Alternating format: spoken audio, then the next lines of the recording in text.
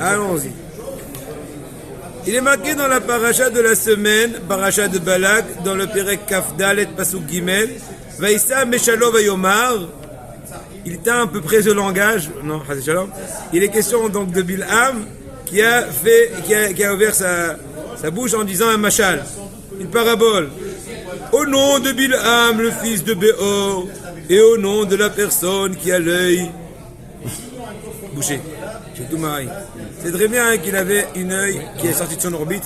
L'autre aura en arabe, c'est les awar, c'est un hiver. Et l'autre est sorti de son orbite.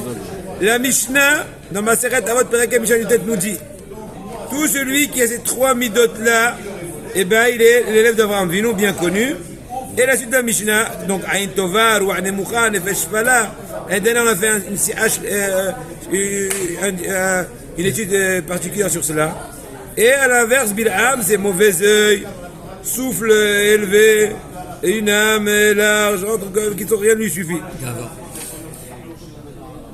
Donc vous pouvez rappeler avec ça, Na'ar, Nun, Aïn, Resh, Nefesh, Shefala, Nefesh, Aïn, Ve, Ruach, Na'ar, Nun, Aïn, Resh, Nefesh, Shefala, Aïn de Na'ar, Tova, Resh de Na'ar, Ruach, Nemucha. Et à l'inverse, Nefesh de Ava, Aïn, Ra'a, etc. Ma ben Talmida, Michel continue à dire dans Birkei Avot, quelle est la différence entre les élèves d'Avraham Avinu et ceux de Bilham. Les élèves d'Avraham Avinu, ils mangent dans ce monde-là et ils héritent dans le monde futur. Comme ce que la Mishnah amène, le pasuk dans Mishlechet, je vais faire hériter à mes bien-aimés les mondes futurs. Yesh Olamot, 310 mondes. Et leur trésor, je vais remplir. Mais les élèves de Bilham Aracha, ils héritent des enfers et ils descendent dans les abîmes. Comme ce qu'il dit David Amelech Telim Nunhe, et toi, l'Éternel, tu vas les faire descendre dans les ténèbres. Les gens qui ont versé du sang et des ans de tromperie, ils vont jamais passer plus que la moitié de leur vie. Dans le Rambam, dans Perek Avot, Perek Mishnah Yudzaïn, il est mentionné que Aïn Tova, c'est Istapkut. Le Aïn Tova, c'est se suffire. Se suffire, savoir se suffire. Nefesh Shfala, c'est la Zehirut, la prudence. Ruach Nemucha, c'est quoi? C'est l'ultime modestie. En avant. Oui, l'ultime modestie.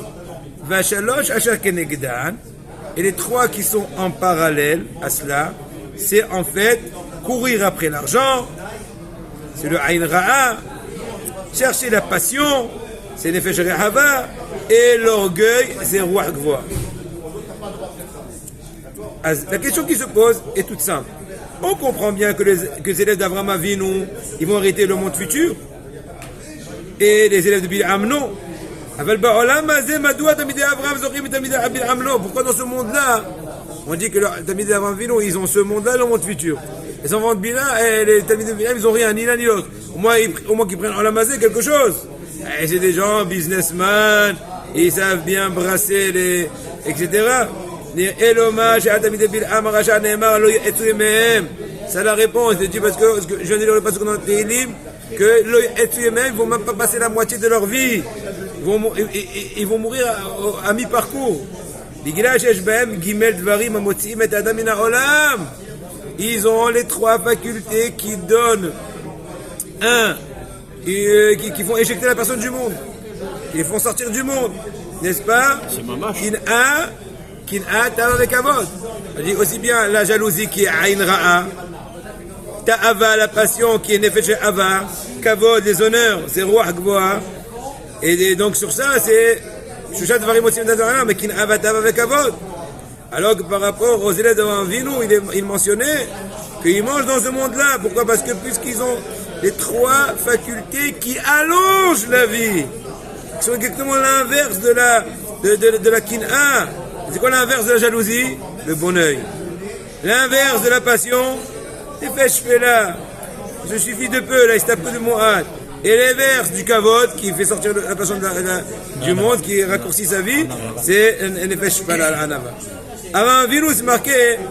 Bon, ça c'était un premier message par rapport. Shafel, c'est bas. Voilà. Voilà, c'était un petit message par rapport à ce Shavua. Bonne journée.